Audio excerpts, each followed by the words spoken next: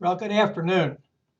We are here ready to start today. We're going to do chapters 8 and 9. Chapter 8, teamwork and team performance, and then chapter 9, uh, which will be about decision making. So let's get started here and look at our study questions for chapter 8. How can we create high performance teams?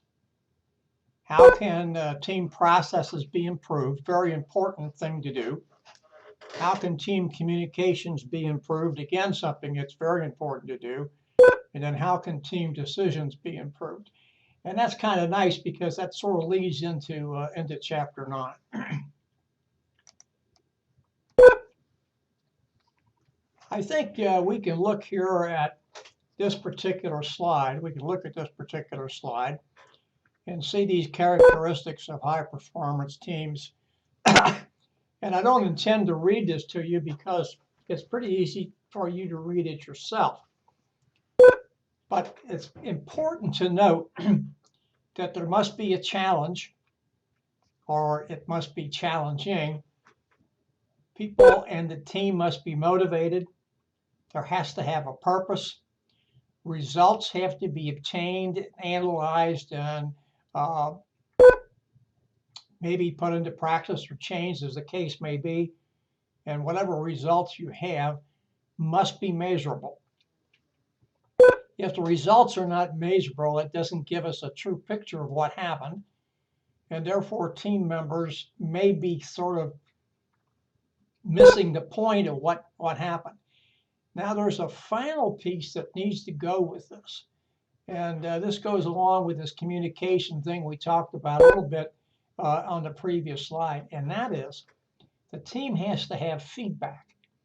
It has to know how well it performed its tasks. That's closing the loop, if you will. And if we don't close the loop, if people don't understand, then we're going to have problems and we're not going to get anywhere. This is the same thing is true with if it's an individual, but it's probably more important for a team because the team has to get that feedback, and then that feedback has to be disseminated to each and every team member so he or she understands what the team did and perhaps what he or she needs to do to improve or to stay where they are. Now, this particular slide talks about team building. And notice it talks about a collaborative way to get people involved in the team processes of understanding the team and getting along. And the object is to increase their abilities, increase the overall effectiveness. The next slide doesn't go along with that. It goes along with a different thing. And I want to come back to this team building. And actually, team building, it's kind of bad in a way what the slides have done. And we talk about team building on this slide. Then we're going to go into the steps in the team building process. And then we're going to come back to some team building exercises. So we're kind of, in a way, on the right track, but we take a little bit of a side jump here and off on a side track, and we're going to come back on to the other track. So this talks about teamwork, and by the way, this really, in a way, talks about the decision-making process. It's going to be a little bit different when we get to the decision-making process, but gives us some sort of an idea. So at the beginning, we have to define the problem or opportunity. And many times in the team process, tasks that the team's going, we're not talking about a problem, we're talking about an opportunity, something for them to fix. So we're going to gather the pertinent information, data, etc., and we're going to analyze it. Then we're going to plan something to improve the team. Now, this talks about a change slide. So we're talking here about perhaps if you look at the graphic on page 172, this talks about steps in the team building process. So we're assuming here a couple of things. Number one, the team is either new and needs to go through the team building process, or it's a functioning team that probably doesn't have a good team process, and therefore it needs to go through that. So then we're going to make some plans to improve what we're doing, or make plans for overall improvement. Then we're going to have what we're going to do in the team building process. Then we're going to evaluate our results, and this cycle will start all over again, assuming we have an opportunity here. Not always looking at a problem, because it's very important to say that everything we encounter is not a problem. Sometimes it's an opportunity. Now, this next slide, we're going to talk about different types of team building exercises. And I'm not going to talk a whole lot about what these particular things talk about: a formal retreat, outdoor experience, continuous improvement. Formal retreat simply means getting away from the work site and going someplace and sitting down as the team and going through the types of things that you need to do. I would tell you that when you're going to do this type thing, you should have a facilitator to keep you on track, and not a team member trying to do this, because it's better if he or she is separated and into what's going on, as opposed to trying to keep track of everything that's going on. The next type thing we have here is called an outdoor experience approach. I have very serious problems with this, because a lot of these things are physically challenging, and in some cases physically dangerous. And so if you're a member of a team and the team is pardon me, and the team is going to do one of these outside experience team building exercises, make sure that you are led by someone who is qualified to do this, who is trained to do this, and understands how to do it. And the other thing I would tell you is, if there's a team member who says he or she can't do something because of physical limitations or whatever, do not make that person do that, because nothing's going to be gained by it. Then a continuous improvement approach is pretty simple, I think, to understand. It's a focus on continually improving your processes. And again, you should have somebody probably facilitate that and lead you through it. And notice here what that says down the last part of the slide. A team member or team members take the lead or responsibility for ongoing team improvement. So you're looking at things and you're saying, how can we improve these things? Have we thought about doing that, this or that, or something else to improve both our processes and our maintenance as well? Now, here are things that people who are new are always concerned about. And the biggest thing they want to know is fitting in. And that gets to participation. They're concerned about goals. They're concerned about relationships and any number of different types of things. And they're all legitimate. They all have to be addressed. And they have to look at how we can make this particular new person fit into the overall scheme. After all, what we're looking at here, for the most part, let's take this on a positive venue. We're looking at a team that has functioned well, and has been doing well, and for some reason is getting a new member. Somebody could have retired, somebody could have been transferred, somebody could have been promoted, a whole number of things. So we had a functioning team, and now all of a sudden we're getting somebody new. And how is it we get that person inculcated and get him or her to be a functioning member of our team? We encounter 3 different types of people when they come in. And as the slide tells you here, they're tough battler, friendly helper, and objective thinker. the tough battler wants to fit in. And to do so, he or she needs to examine his or her skill set, and the team needs to examine it as well. And so they are both looking, the team itself and the tough battler are looking at how they are going to best use those skill sets, how I'm best going to use the skill sets as I'm trying to fit in, and the team is looking at how we can best use those skill sets to bring the person in. The friendly helper, as it says here, is someone who is uncertain and he or she feels like they need to be liked. And they're more concerned about that than they are about tasks and ability and things of other things of that nature. Excuse me.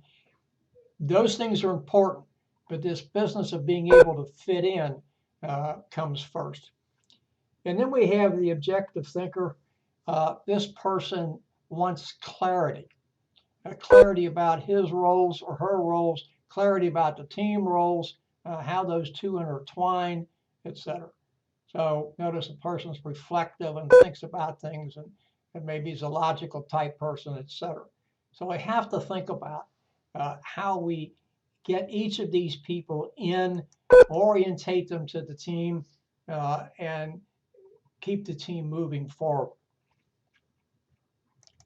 There are two important criteria that every team has to be concerned about. You can see this slide on page 175 at the top, figure 8.2. We have to be concerned about tasks because, after all, that's what a team is put together for. This is something that they're very concerned about, and we have to really look at this. So we have things that we have to do, and we have to be concerned about. And a lot of times, when you look at these two things, I haven't gotten the other one yet, you see some similarities here between the other part, between each other, the sub-bullets off to the right side. The other part that's very important is maintenance contributions. That is keeping the oil on the wheel so that relationships are as smooth as possible. Teams are no different than individuals working together, except it's the team effort as opposed to individual effort. But teams are made up of individuals, and individuals have to be able to get along. So it's important that not only do their skill sets mesh for the task part, it's important that their social relationships and relationship building mesh so the team can get along in that fashion as well. So it is very, very, very important that both of these tasks, that both of these tenets, if you will, task contribution, maintenance contribution, get equal, I was going to say respect, but get equal thought, or thought about equally. One can't be dismissed at the risk of the other, and vice versa. We can't put more emphasis on task and less emphasis on relationship or maintenance.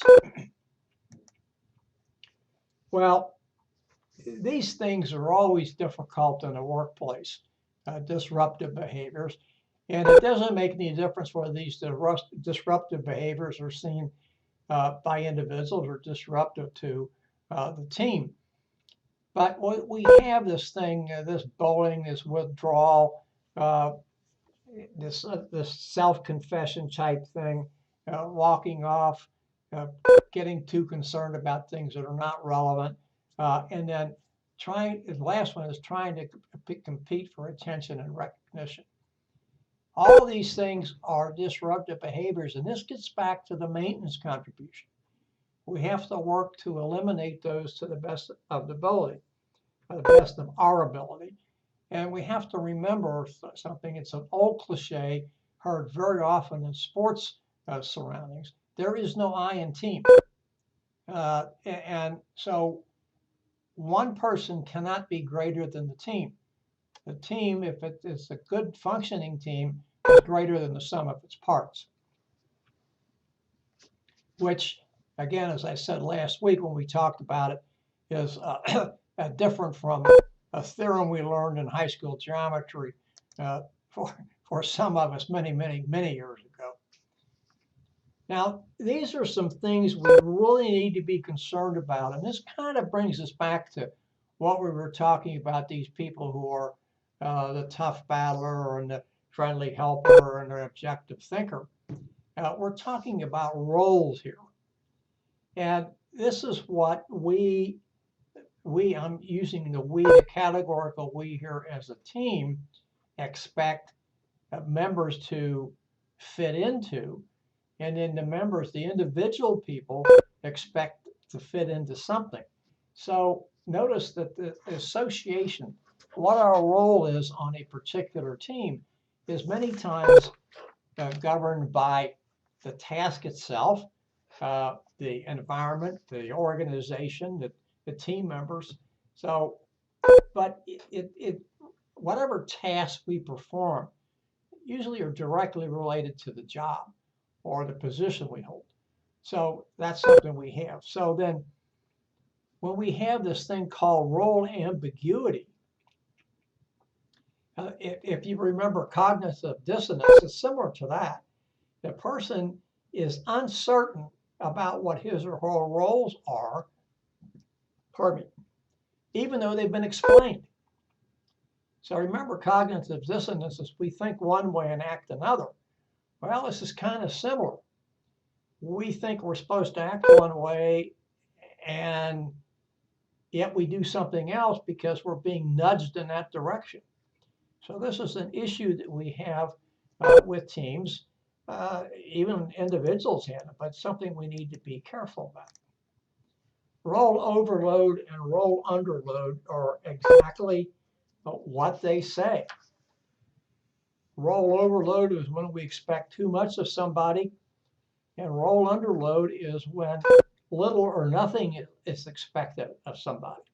Now, role underload we probably see a lot in a team when somebody will say, oh, well, Joe or Sally won't do that, so we'll just pick up the slack and take care of it. Or maybe more appropriately, I should say, Joe or Sally are unable to do that. They're unequipped to do that, even though that's in their job description, that part of the job description for the team. So we'll just compensate for their lack of ability and take care of ourselves.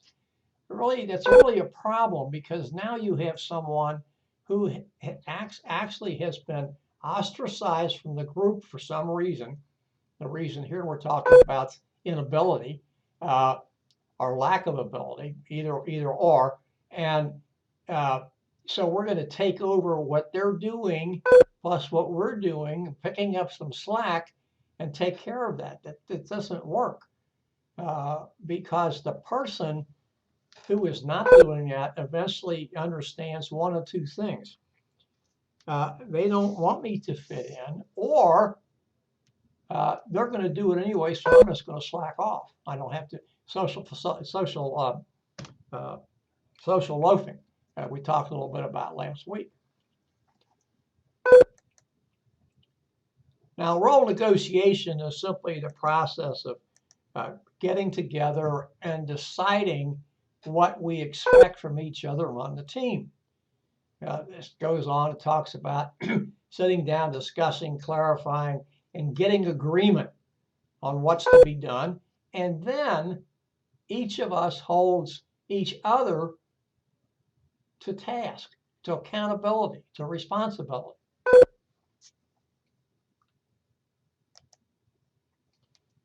Now, norms, and this is pretty much talked to and displayed on page 177 in the text. Norms are, as it says here on the slide, are beliefs, standards of conduct. Norms sometimes in the workplace are referred to as best practices. And so this is what we use to guide the team members to do their tasks and to cement their relationships, etc. So hopefully make people better. and to keep that glue together from coming apart. And also notice the last bullet here. It helps others guide their behavior, guide their work practices.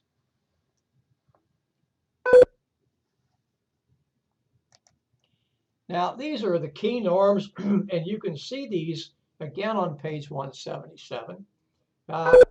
And I'm not going to talk to all these, but there are certain ones that I do want to speak to.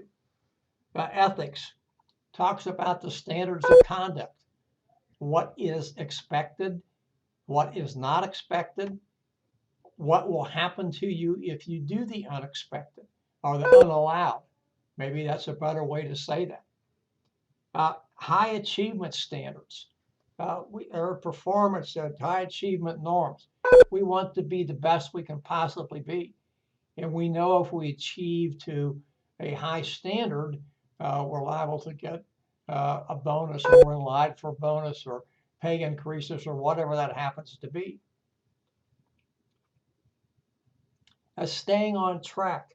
That is also important. And improvement. What can we do to get better? What can we do to, number one, maintain what we're doing, but number two, improve that? What is it we have to do? This goes back to this continuous improvement we talked about early on this afternoon about moving teams forward.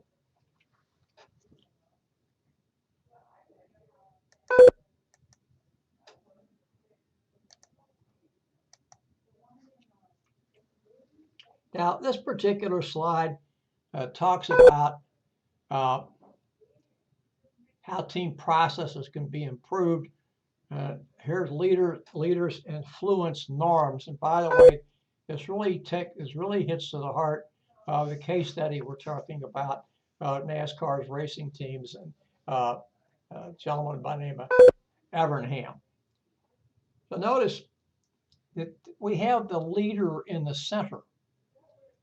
And he or she is going to be successful or non-successful by being a role model.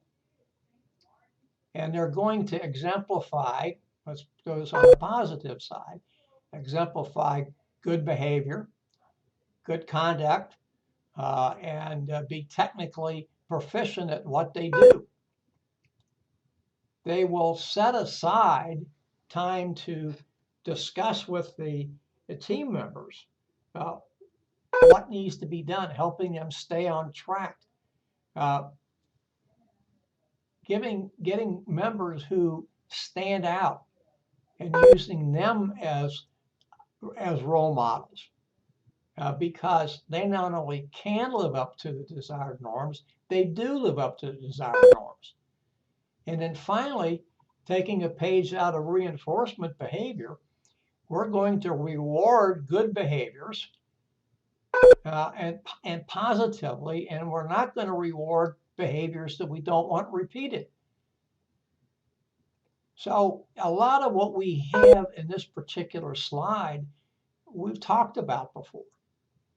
And so hopefully you can see how these things, these concepts within organizational behavior intermingle with each other.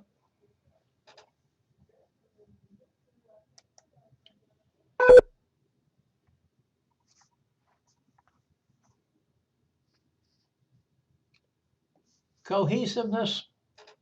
Well, I would like to take this back to stages of team development and tell you this is the norming stage.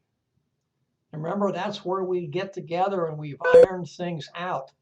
And we're past the forming stage. We're past the storming stage. We're now into norming, and we're hoping to keep the group cohesive, to keep it motivated. We've agreed on what needs to be done, and we want to move forward.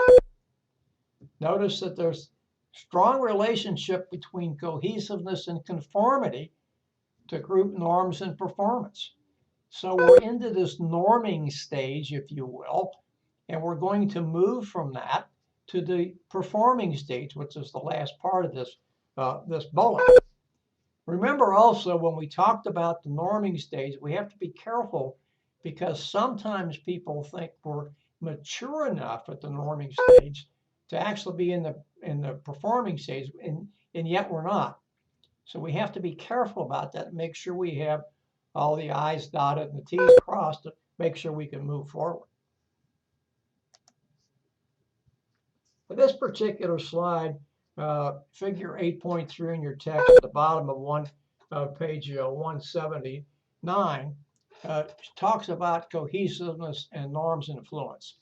And here we have group cohesiveness showing here, and then group performance norms.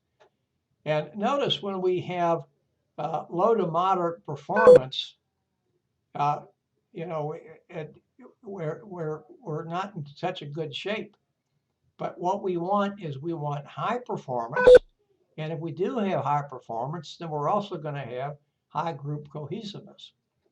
A group is not going to perform well if it's not cohesive and if it's not into keeping group norms together. So it's very important that we want to be there. So notice here, when performance norms, down there at the bottom of the slide, when performance norms are negative in a highly cohesive group, the power toward conformity becomes a worst case situation. So performance norms are negative, all right? But the group is highly cohesive. It's going to have a bad scenario. It can't improve. So we need to make sure that we're high every place and to move things forward.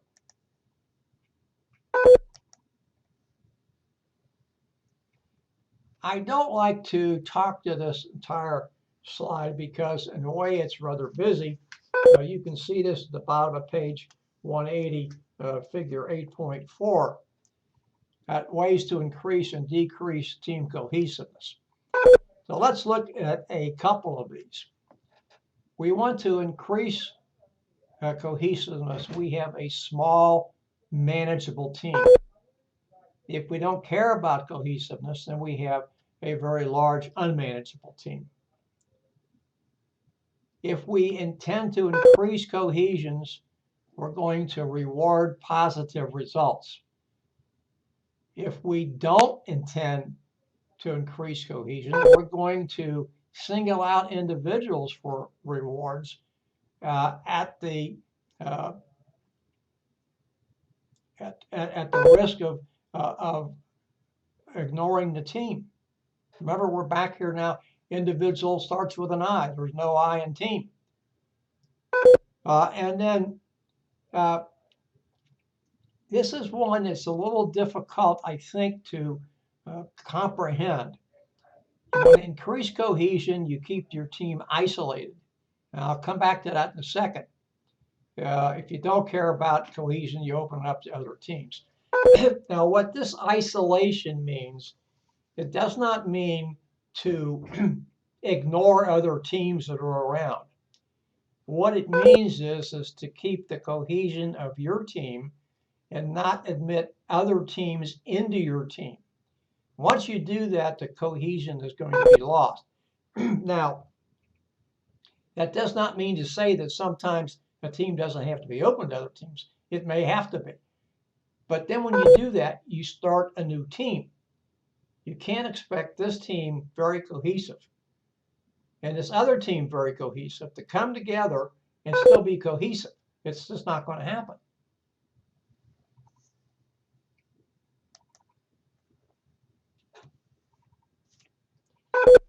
Enter team dynamics. We shouldn't use the word groups here, but we have. It's the relationship between teams cooperating and competing, getting along or not getting along. Now, competition, when it comes to teams and teamwork, does not mean and should not mean that it is unhealthy. Competition can be very healthy.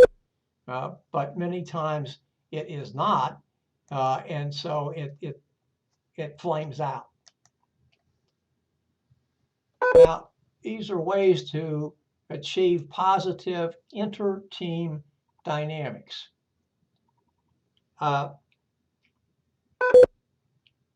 Notice here, keep focused, negotiate directly, cooperate, and then make sure that you are looking at the contributions to the overall organizational goals. And that helps you understand how teams can help one another. This is a communication network. We're not going to spend a lot of time on this because if we tend to look at the slide, it is a little confusing. This is how teams interact with themselves in and among themselves. And so if we have a decentralized communication network, as we can see here, figure 8.5 in the text on page 182, 183 at the bottom, you have high interdependency around a common task and are best of complex tasks. Again, this is communication. Centralized communication, it goes from one person out, a hub, out to the spokes. Notice independent individual efforts on behalf of the task, and they're best at simple tasks. And then a counteracting group, restricted communication network, a lot of disagreement here, and they're very slow at task accomplishment. So it's important to make sure that you know what type of communication you need. And this goes back to what we were talking about. Interaction patterns and communication must be aligned with the tasks. Centralized tasks, decentralized, are restrictive. And we spoke of those before. We can look at these. Decentralized is exactly what it said. There is no central communication. Everybody can talk to each other, interact with each other, share information, etc. And it does not go back to a central hub. It's cross communication, all different ways. And we kind of saw that if we looked at this decentralized communication in the first part of figure 8.5. Centralized, everything comes to and through the team leader. He or she will take information and parcel it out as is necessary. Each person in the team works independently, and then they send their information to the team leader, who pulls it and coordinates a finished product, as the slide says. Restricted, there's a lot of problems here. Notice that not only is there a lack of communication, there's a lack of positive relationships, disagreements. And we don't communicate. We may withhold information from somebody or somebody's, and we're not going to get very much of anything done.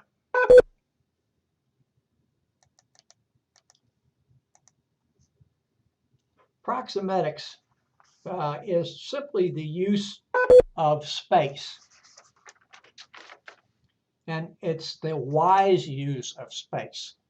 Now, there are people who make money or their jobs are talking about proximetics and how organizations can use space.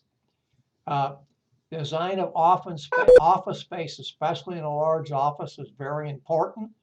And you have to make sure that you're giving the right amount of space to people doing the right amount of work.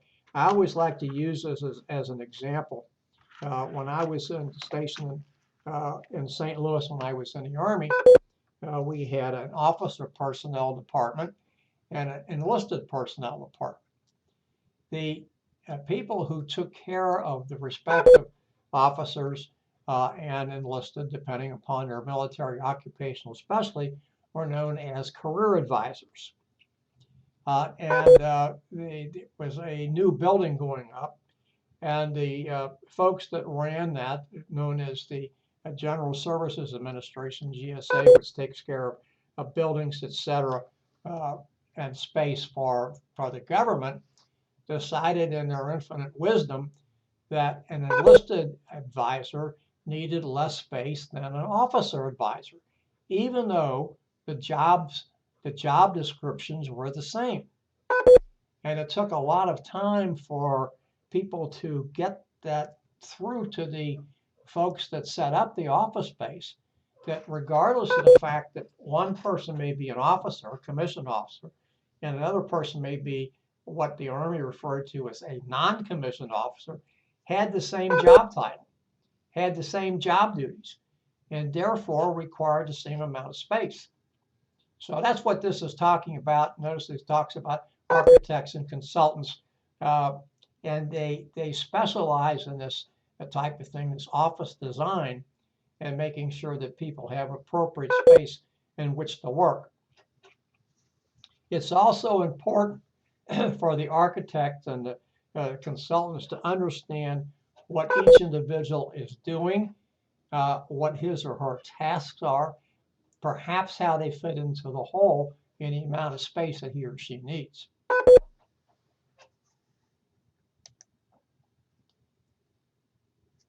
Virtual communication networks, we don't really need to spend a lot of time on this because we've talked about virtual communication before. This is the use of technology to do, as the slide says, real-time interaction with people who are not physically located at the same place. And then it goes further, talks about empowering people to interact no differently than you would do if people were physically in the same location, but this is making sure that they are interacting and they're interacting as a team would if it were face-to-face. It's just a virtual team. That's just the difference between them. And then the last part it talks to you about here is that online team building activities are very important. They are probably more important for the online virtual teams than they are for the non-online teams, teams that are physically located in the same area, simply because there is the problem of distance. There is the problem of isolation because it's distance. There is the problem of not being able to communicate face-to-face, which is always better. It's more costly, of course. It can be slower, of course, but it's still the best. And so we need to make sure that we're doing team building exercises for these folks. Now, obviously, there's some team building exercise you couldn't do. You wouldn't be doing an outdoor facility type thing, and you probably wouldn't be doing a retreat because it would not be easy for you to get to the same off-site location.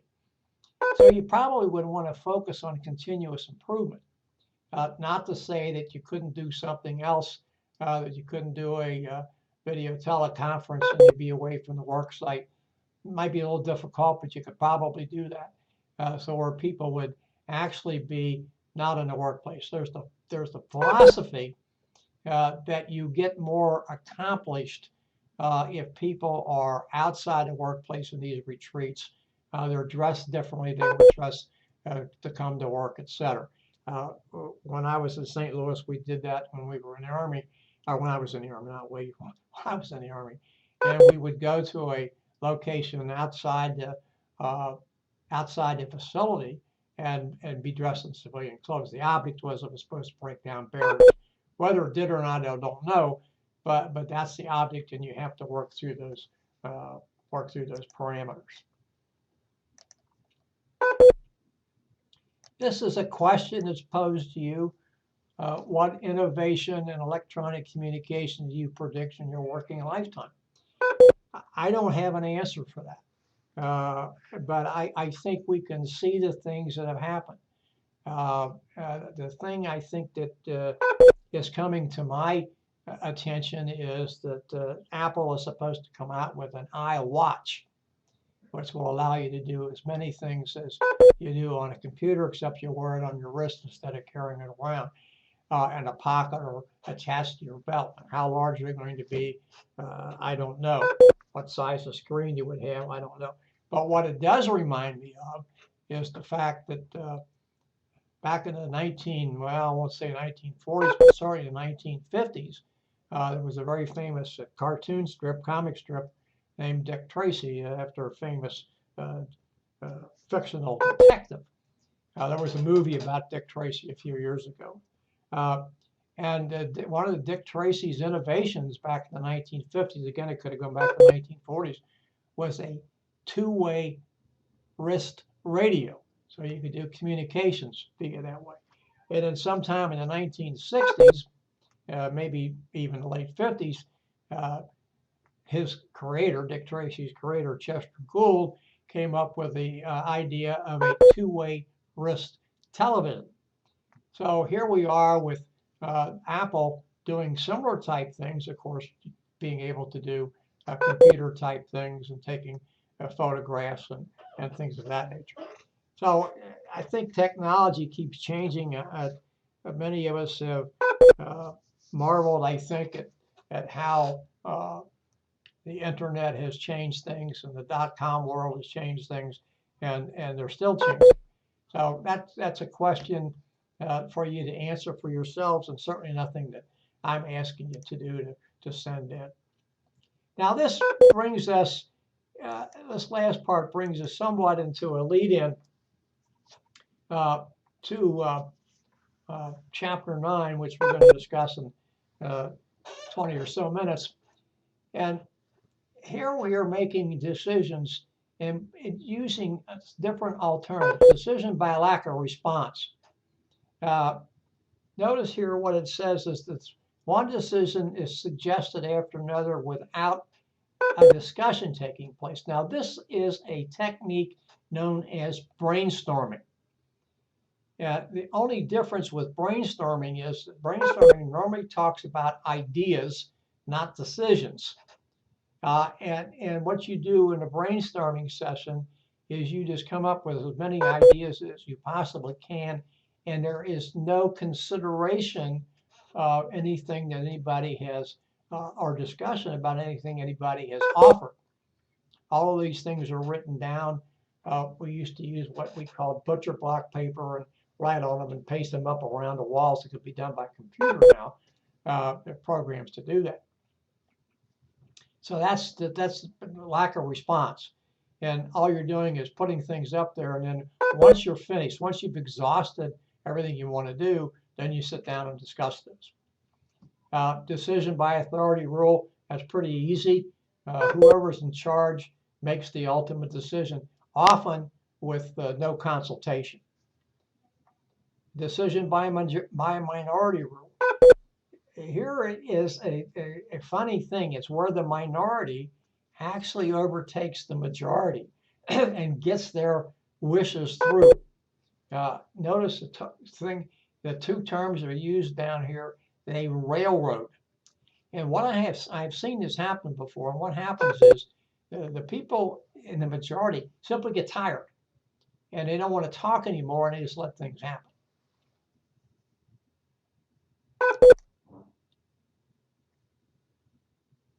I skipped here. Decision by majority rule, pardon me for that. Simply what it says, the majority votes, you have a vote and the majority wins, and that's what happens. What fails to happen here is that often, or many times fails to happen, is the minority viewpoint is ignored, not given any consideration, and just go forward with whatever people want. Now, majority rule is fine. That's what we do in this country, but we're supposed to consider the minority, and that's what happens in the United States Senate. That's why the Senate seems many times like it doesn't get anything done, because there are parliamentary procedures put in place to protect the minority, to stall votes and withhold votes and have supermajorities and things of that nature. Decision by consensus, I think I've talked about this before. I'll probably talk about it in the next hour. But what I want to tell you is here is it is not majority rule. It is where people discuss alternatives and get to the point where they say, well, I don't really like everything in this particular decision, but overall I can support the decision. One of the things that I tell you very clearly is if you want to have decisions made by consensus, you ought to have a facilitator who understands what it means to get a group or a team to reach consensus. Decision by unanimity, pretty easy. Everybody says that they're in favor. You have to be careful about that because a lot of times people will go along when I really don't believe it. They just want to get things over with, and then the carping will begin after the things are over and done with. These are assets and liabilities of both consensus and unanimity. With consensus, you do get more information because numerous sides are considered, numerous alternatives are brought up, and then you get a lot of expertise, and it can be disseminated to everybody to help solve the issue at hand. Because there's a lot of decision, we hope that we open up the framework and the final decision is better. And because we're doing all this discussion and looking at alternatives and viewing alternatives in different ways, we would have a broader understanding and a greater commitment, if you will, to the ultimate decision. There are some disadvantages. I talked about unanimity. That's where it appears, and I want to use that term appears, that everybody has voted in favor, when in fact, some people may say, I really don't like this, but I want to get out of here. I don't want to keep this thing going. So notice this, what this says down here at the bottom. We may get that from social pressure to conform. That's kind of that unanimity type thing. Yeah, okay, I'll go along, but I really don't like this. Same thing is true with a consensus. We kind of get moved along and moved along and moved along and moved along. We think that we really agree with something when we in fact don't. And so I can remember once when I was in the Army, we were reaching a consensus, and the poor guy that was there as the facilitator, I think after about an hour and a half left because nobody was paying attention to what he had to say. I think it took us about 4 hours to come to a consensus or agreement, however you want to say that. And I think we'd gone full circle. We talked about stuff from the very beginning, which we rejected and finally went back to. And we have to understand that if decisions are made by a team, normally speaking, they're going to take longer than if done by an individual. Well, this thing, I don't like to talk about it in this fashion, groupthink. I'd rather talk about it as team think. And what this simply is that there's a feeling of invulnerability, and we tend to stop critically looking at what we do and evaluate. So here's ways to avoid it.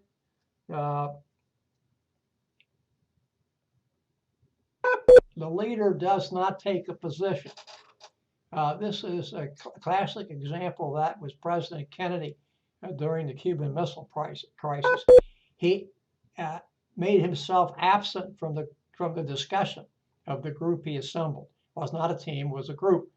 And he felt that had he been there, people would have deferred to what he wanted done. And so he left them alone. He would check back on them, see how they were doing, but he left them alone. You can bring in people from the outside to help. Have somebody there to be a devil's advocate. Like years ago, kings and queens used to have a person that called a court jester. And his purpose, by the way, for the most part, at least what I know, all court jesters were male, was there to poke fun at what the king said or the queen said and say, we need to stop and think about this. and those things are there to do that. Poke holes in something. Ask if those things are actually being done.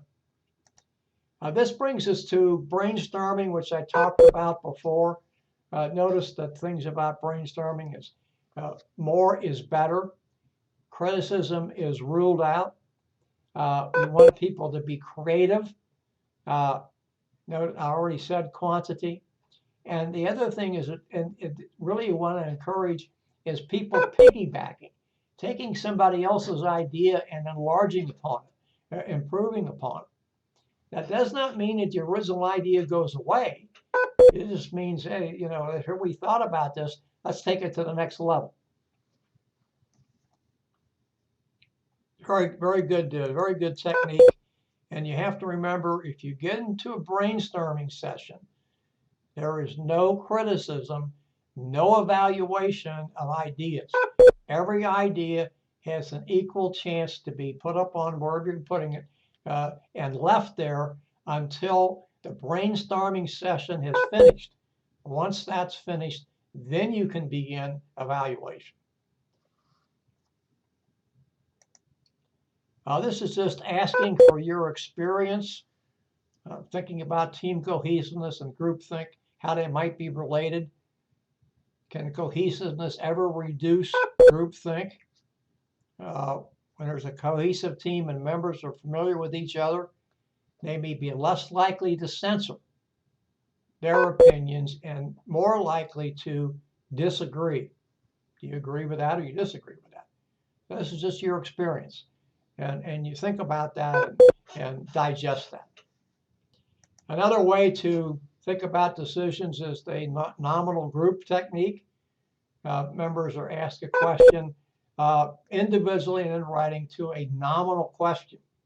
And so you respond to that, you gather up the information and bring it back to the group and then or team, and then you evaluate it. And finally, the Delphi technique developed by the RAND Corporation involves generating decision-making alternatives through a series of survey questions. So this is sent out to people and then it's brought back. Of course, it can be done by computer today just as easily. We've reached 5:23 and we've also reached the end of chapter 8. So we'll take a break now till 5:30 and come back for chapter 9. Thank you. Please come back at 5:30.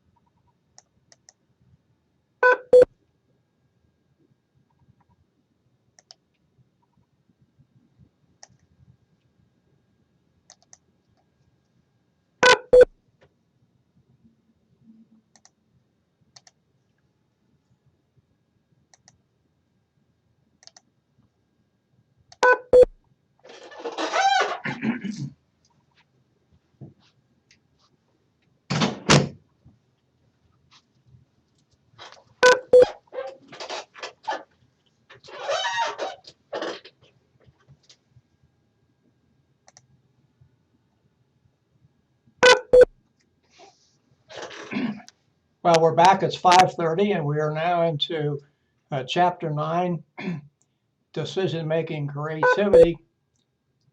Sub-bullet, you have to make good choices.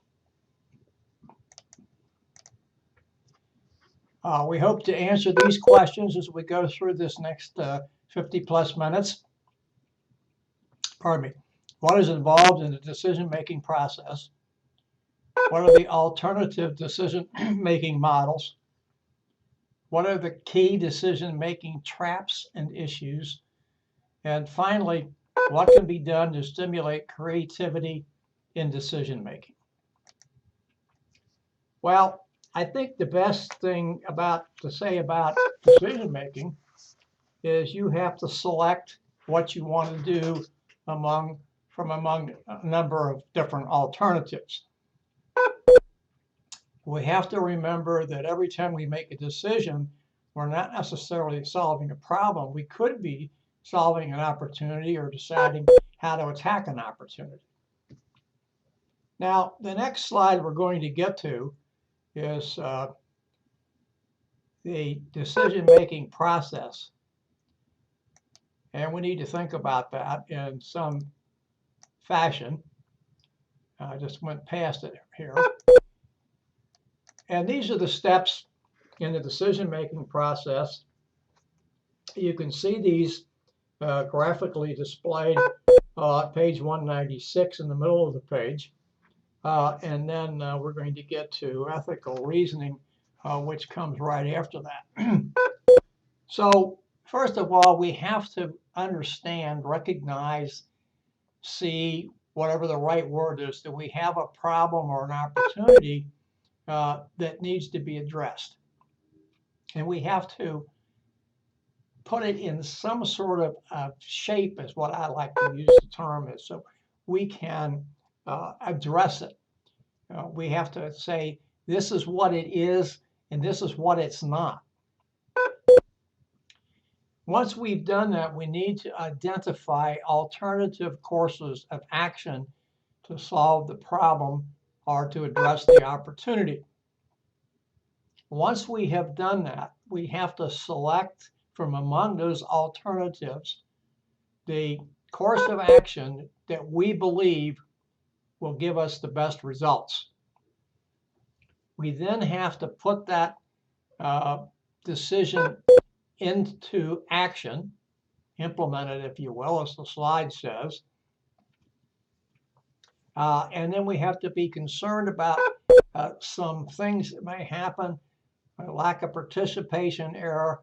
And this is a problem when we don't get the appropriate stakeholders into the decision-making process. We don't include them, we exclude them. And therefore we don't have enough people not necessarily addressing the problem, but having a stake in the problem or the opportunity so they know what it is that they have to do. And then finally, we need to evaluate the decision we've made and to do necessary follow-up as the results of the decision indicate we need to do.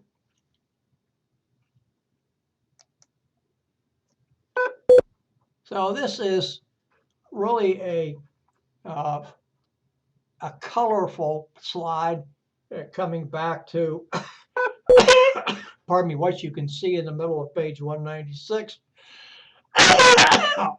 Pardon me. Talking about defining the problem, analyzing the alternatives, making a selection, implementing what we're going to do, taking action, and then evaluating results. And I'm not going to read these things on here for you because you can see them yourself, and we've kind of already discussed them.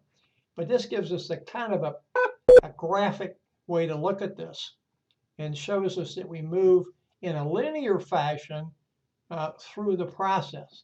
We don't do one of these type things. It's a linear fashion. And so, or maybe it's lockstep, maybe it's logical progression, or whatever you think it sounds best. That's what it is. We're not bouncing from here to there or someplace else in the decision-making process.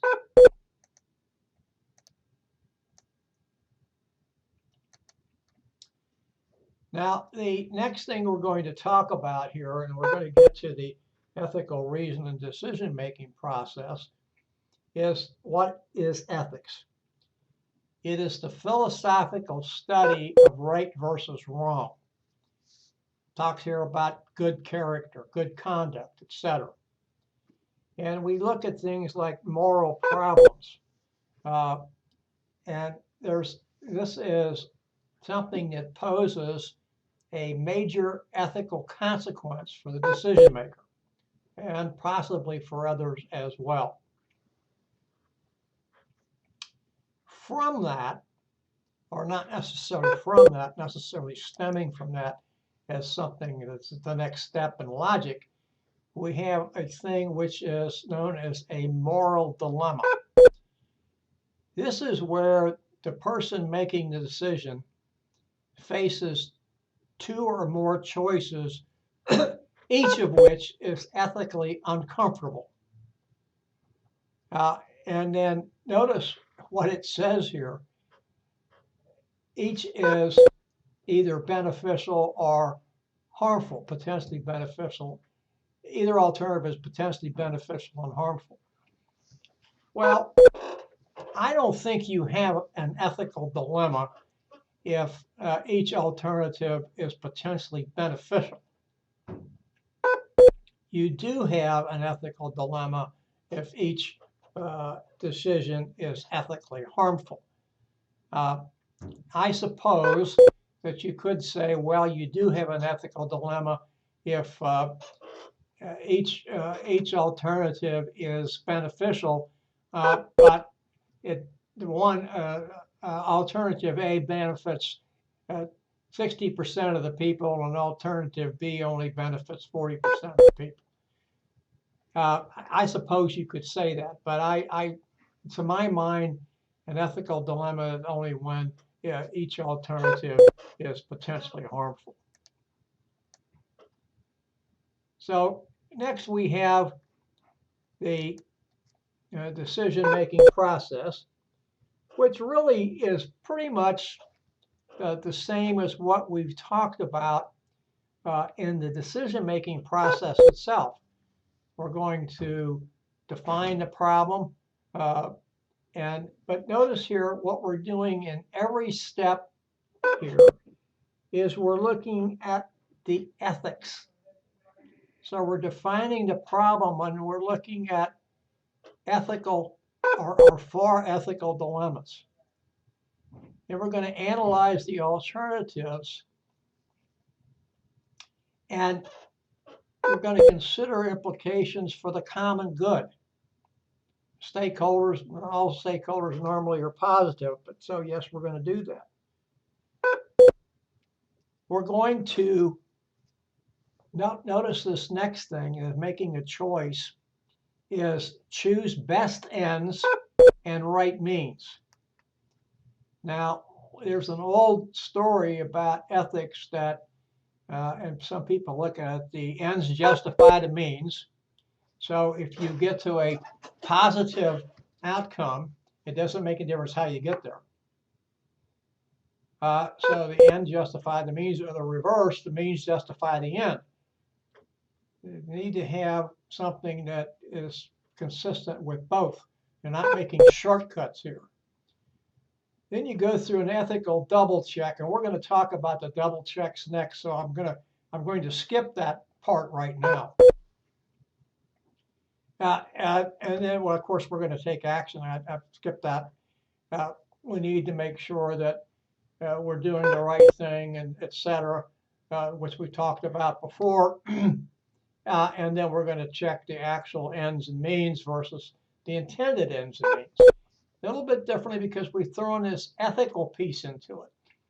And one of the things that I want to tell you here is and as this says, if you've not picked up on it, you probably have, is that when we make a decision, we need to think about the ethics behind the decision, or the ethics that are embedded in the decision, or in the alternatives. So we're doing not only are we making the best choosing the best alternative, but we're choosing the best ethically palatable alternative. Now, the ethical double checks that we're going to talk about here, I want to move this down just a second. We can find on page 199 at the top. And there are two types of things here that we want to talk about. We want to talk about the criteria for ethical double checks, and then we want to also talk about the spotlight questions, which we don't have listed on this slide. But we want to think here about, are we paying attention? I'm going to go through each of these: utility, rights, justice, and caring. Are we thinking about everyone who's concerned, all the stakeholders? And are we making sure that all of the stakeholders are satisfied? That's the utility piece. the rights piece is, think about this as being respect. Are we respecting everyone when we come to the decision on the alternative that we've chosen? The justice part is, to me, is it legal? Does it follow the canons of law? Justice, it says here, law and justice aren't necessarily the same thing, but does it follow that? And then caring. I have a responsibility to care. And am I following that responsibility when I make a decision? We need to think about all these things because decisions are not made in vacuums, and decisions always affect somebody and something. So we need to think about that. Now, if you will look at page 199, or if you have looked at page 199, below the criteria questions come 3 spotlight questions. And the first one is, how's my family going to feel about this decision I made? They're going to like it? Is it going to be okay with them?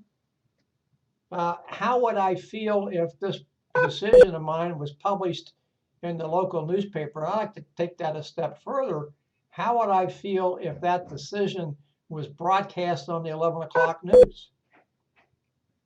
And then the other one that they say here is, what would the person with the strongest ethical background say to me about my decision? I have another one that I like to add here, and that is, after I make this decision, can I look at myself in the mirror and say, I like what I've done? Very important. Can you live with yourself after you make that decision? We're going to talk here about program decisions, non-program decisions, and crisis decisions. And program decisions are they're things that we've done before, and we don't need to give them a lot of thought. We might even have them up here in our computer, known as our brain. And so we don't really think a whole lot about this. And we go back and discuss things over and over and over again. So we don't have to do that. A non-program decision is something we've developed to address a unique problem. We don't see this all the time, and so we have to come up with a decision, and it tends to be unique and that doesn't necessarily lend itself to other type decisions. And a crisis decision is something we have to address this issue immediately, otherwise a great deal of harm might occur. We don't normally have a lot to go on with these things, and so we need to have a decision at the very beginning. Well, not at the very beginning, but we need to have a decision to reduce the potential harm that may happen.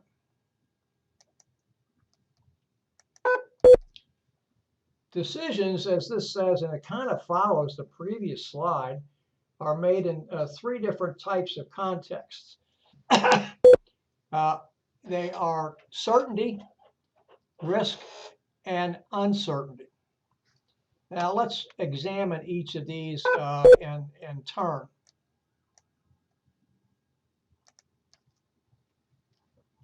When we're in a certain environment, we have enough information to predict what will happen with each alternative we are considering, and we're able to come up with the best alternative based upon all the information we've had.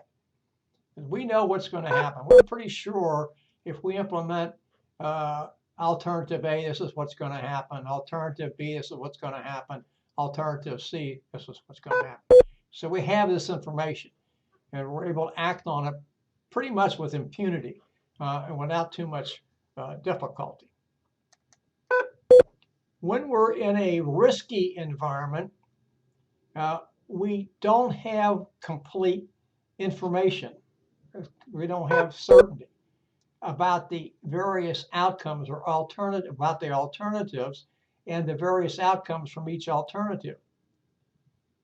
But notice this, we're aware of the probabilities associated with their occurrence.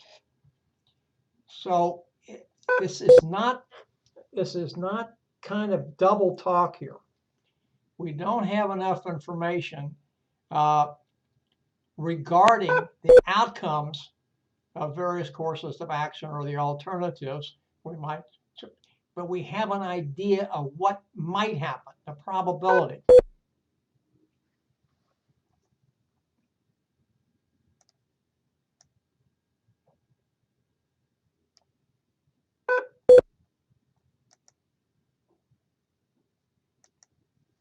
Now, when we have an uncertain environment, we really don't have much information at all to go on. So we are unable to even assign a probability of what might transpire with each alternative under consideration. We just really don't know. And we have, I guess what you might want to see here, we have to get to the area of making an educated guess, because our information is so faulty, so incomplete, we really really don't have any idea of what may possibly happen. Now, we come to a thing known as risk management. And risk management, by the way, is probably best known in the insurance industry, where they assign risk to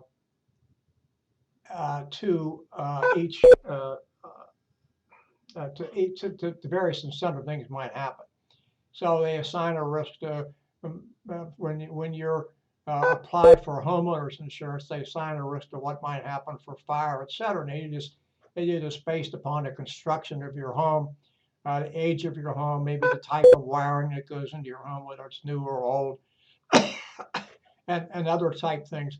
How close you are to the fire department, how close you are to a fire hydrant, all sorts of things.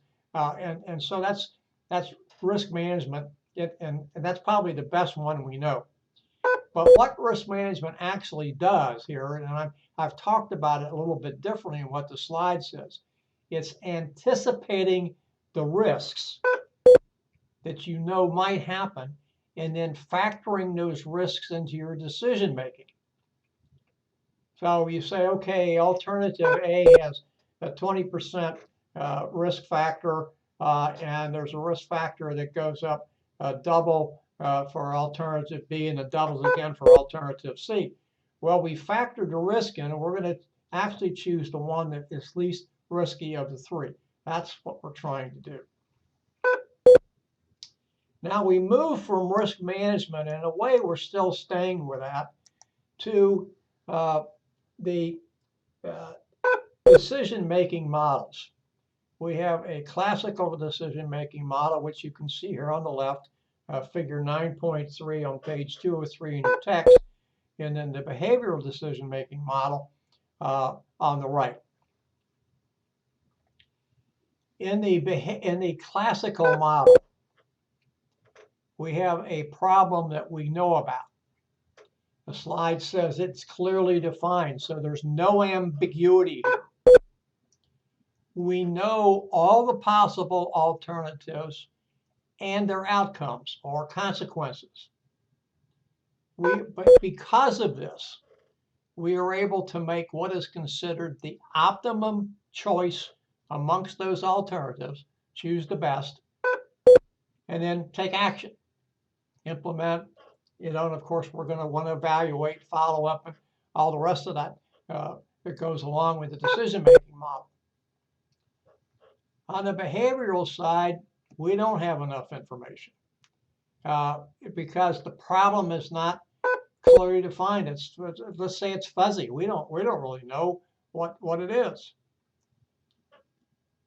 Because of that, knowledge being limited, we have no idea what the possible consequences or outcomes of each alternative is. So we make what is known as a satisfactory choice. Later it's called satisficing. Satisfactory alternative, okay, choice. And of course, then we have to put this thing into action. We're going to implement it, and we're going to follow up, and we're going to evaluate it, and we're going to learn a little bit. Now, I want to point out to you that case number 9, decisions, asks you about the decision-making model. And I want to just digress for a second, flip to the textbook and tell you what this is, because sometimes students happen to miss this when they're evaluating these things. And question 1 says, use the decision-making model presented in the chapter to map the decisions being made in these situations. Identify how, where, and why different decisions might be made. So the big thing here is you want to use the decision-making model to frame your answers.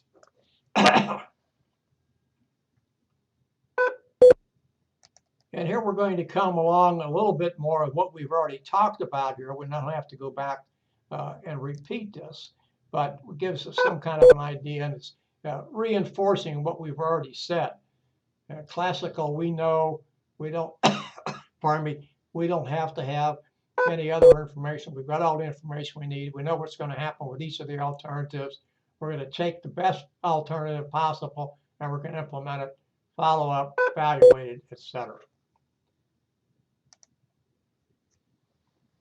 And then we know what happens in the behavioral model. We don't have enough information.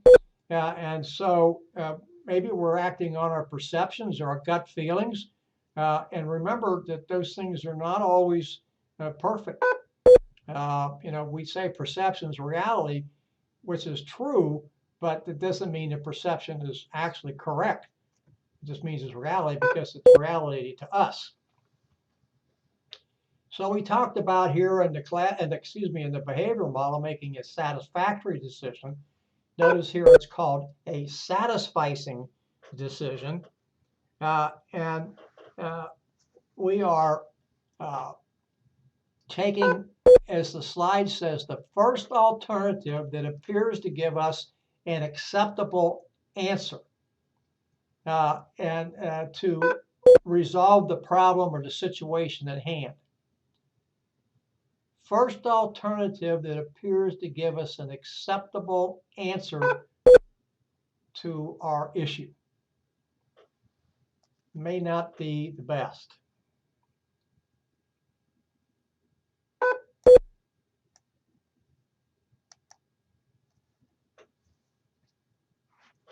Now, teams engage in 2 cognitive processes, systematic and intuitive. I like to say this is rational on the left-hand side versus a gut reaction on the left-hand side. Notice here, though, we're talking about differences. On the left side, we have something that we can analyze. It's logical. We don't have a problem making a decision here. There's no fuzziness.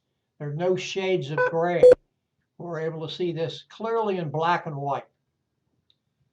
On the other side, this intuitive thing, the problem is not clearly defined. Notice they use the words flexible and spontaneous.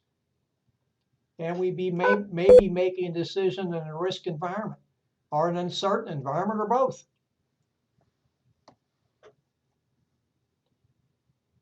We come to an area here that we call judgmental heuristics.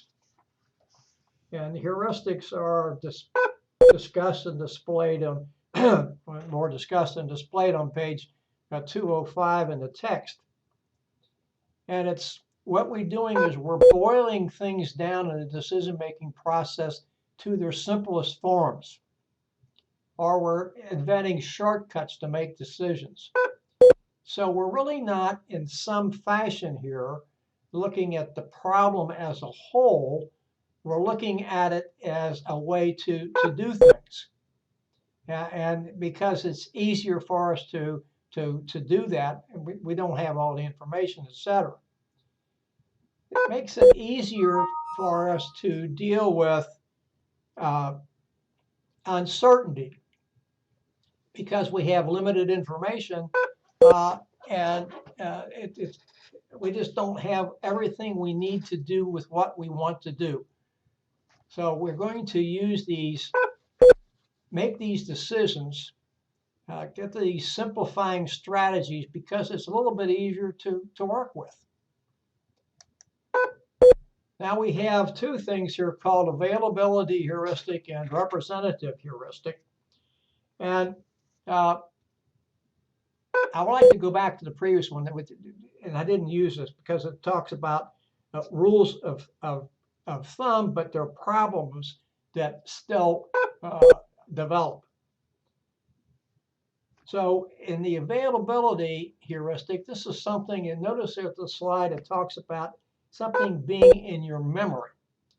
And you say, oh, well, yeah, you know, I remember that, and I'm going to bring that forward because I think that it will answer this. So notice that we're assessing current events based upon something that's happened in the past. Maybe good, maybe not good, but we have to think about that. And we can really get them because we remember them. This other one here is lets a group of characteristics decide.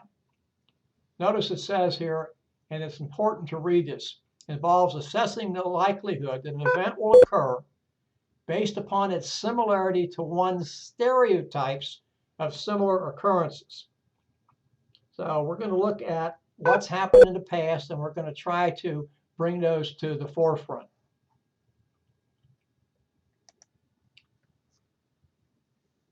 Anchoring and adjustment heuristics. Asking for agreement, hindsight. Excuse me, I got ahead of where I wanted to be. Here we are assessing an event by taking an initial value from a historical precedent, something that we remember, an outside source, and then adjusting it to make a current assessment. So we're taking something and we're kind of making what's known as the needs adjustment.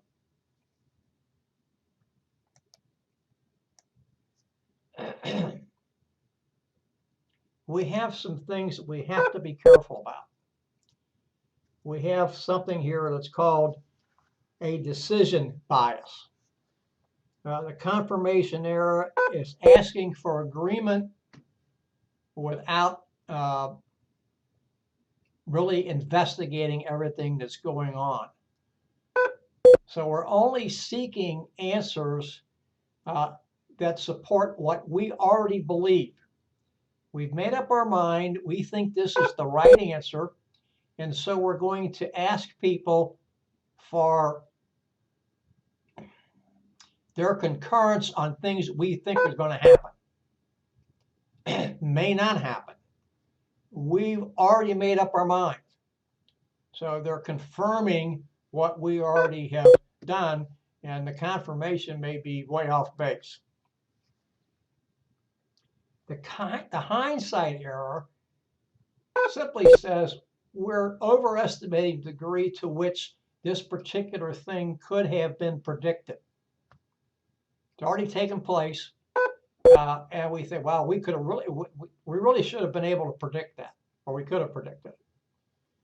And then the framing error is our tendency to evaluate and resolve a problem in the way we think of it, not necessarily in the way it ought to be thought of. And notice that we can either think of it positively or negatively.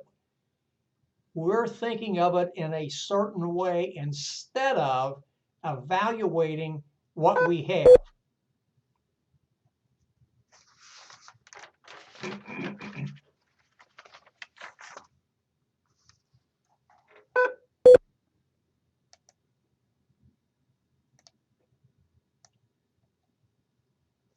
Now, in choosing problems to address, try the following checklist.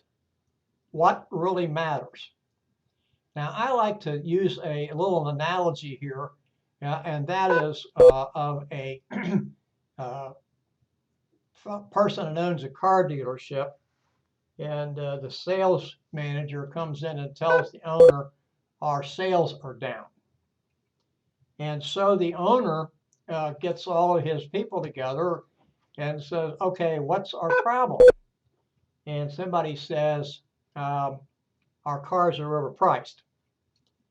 Somebody says, our cars are not, don't meet the competition. We're behind the competition. We have an inferior product.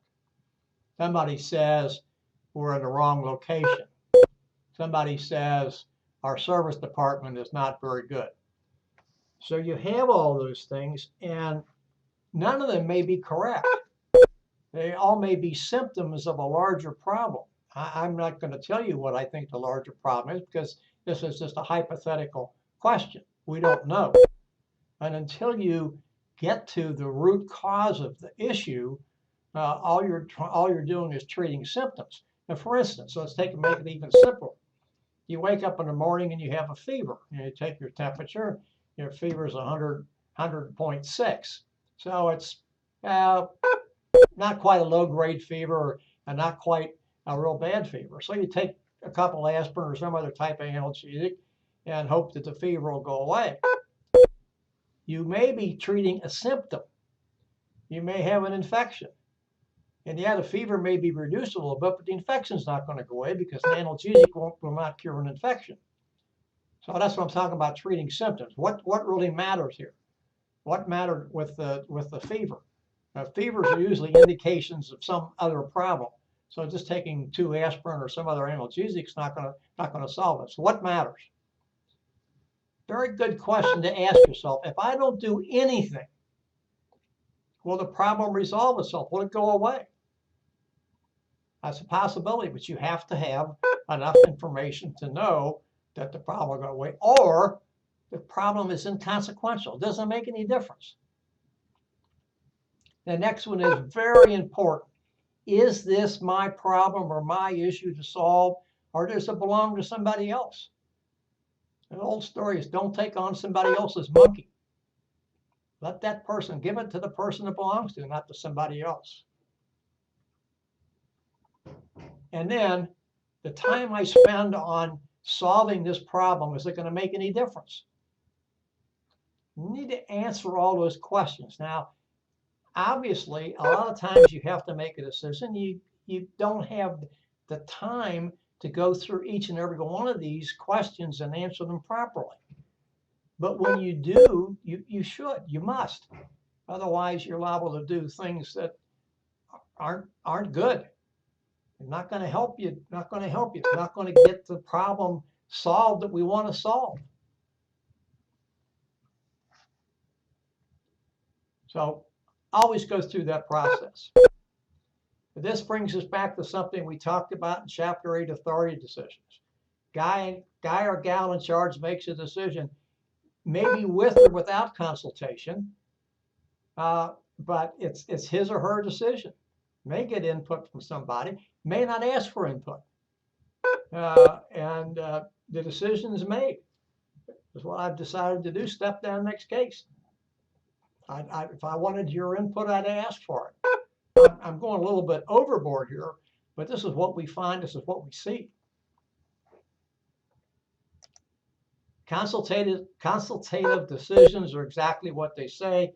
The leader, manager, team leader, whatever we want to call that person, he or she asks for input. And then based upon the input they get, they make a decision. And he or she, again, makes the final decision, maybe before or maybe not, going back to his group and asking, or her group, and asking for another round of thought. But the ultimate decision is his or hers, and that's final. Notice what I'm saying here is final. he or she may have gone back and asked for more information, may have asked for, can we get some kind of idea of these other alternatives and their consequences or outcomes? But once he or she has reached the decision, it's final. They don't go back and rehash this with their associates or other team members. Team decision, exactly what it says here. Again, we intersperse team with group. As you know, I don't like that, but this is where everybody gets together and works collaboratively to reach the decision.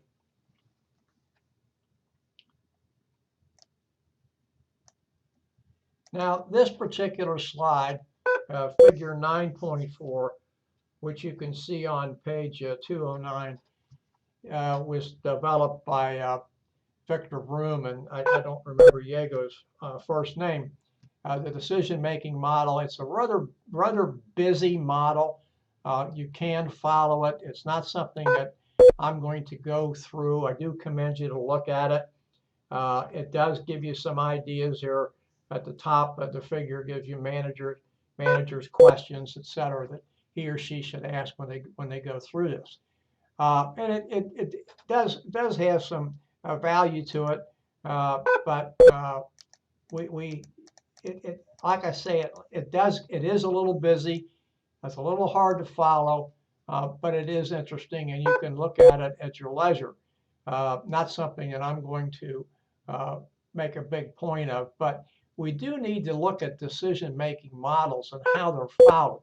Whether we use this one or something else, you can create a model from the decision-making processes that we've gone through. We talked about here earlier tonight.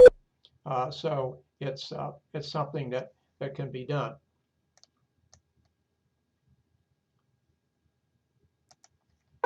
There's some things we have to be concerned about. That's an escalating commitment. This follows what I like to call the law of diminishing returns. We continue to do something just because, instead of saying, wait a minute, we need to stop this thing, cut our losses, and get back to doing something else. Notice it's a continuation and renewed effort of something that we selected to do, even though it's not working. We know it's not working, and yet we're idiots or fools. We're going back and we're going to do it over and over and over again until we get it right. And chances are we're never going to get it right. So there's an old story about it's time to fish or cut bait. And here we need to cut bait and get on to something else. Now, we can avoid that by a number of ways. And first, when it talks about setting limits, and we say, okay, we're going to do this, and we're going to do it so long, and if we don't get the type of return we're looking for, then we're going to stop. We're not going to go any further. We're just going to stop. That's enough. Make your own decisions. Well, okay, that's all right. But then you have to have the power and the authority to say, it's time to stop. If you don't have that power or authority, you have to have a relationship where you can go to the decision maker or decision makers and say, this isn't working, and here's why it's not working, and here's what we ought to do. Find out why you're continuing down this trail that has no end, or has a dead end, where we can't do anything, where we can't turn around and recoup our losses. We're continuing to do things in a foolish manner, and we don't have any rhyme or reason to do it. And then finally, and maybe most important here, is consider what it's costing us. How much are we losing in what we've done and how we've done it and how we've continued to do this? Doesn't make any sense. We now come to creativity. Creativity is newness. And for the most part, that's what it is. Although sometimes it's taking what we're already doing and improving that process and making it better. So we're creating not necessarily a whole new way to do things, but we're creating something that gives us more efficiency, saves us money in the long run. So it's something that we're doing that talks about creativity, something unique. It doesn't always have to be unique. It can be something that we've been doing, we need to fix, and we've taken it to a different level. Although we're still using maybe many of the same processes. This is a slide that you can see in figure 9.5 at the bottom of page 212. It shows here, and I'm not going to go through this a lot, individual creativity drivers at the top, and then team creativity drivers at the bottom. And notice they kind of impact each other there where the arrow is pointing up and down. So it's something that we're just looking at and how we look at these things. Task expertise, et cetera, motivation, decision techniques, creative membership, et cetera.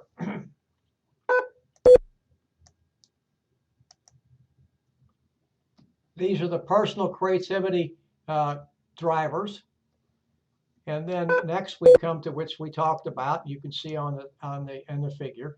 And then these are the team creativity drivers. Now, let's not think of these as mutually exclusive. We need to think of these as inclusive. Every team is, as I like to say, is only good as its least member. Now, least member can take on any type of things. I want to use that so we're not making it a negative. He could be or she could be the least experienced. It could be the least in years of service. It could be any number of things. And so all these things at the top, the creativity, motivation, etc., those are individual, but they morph over to the team. And then these team things morph over to the individual. So it's a combination. It's a melding here, if you will.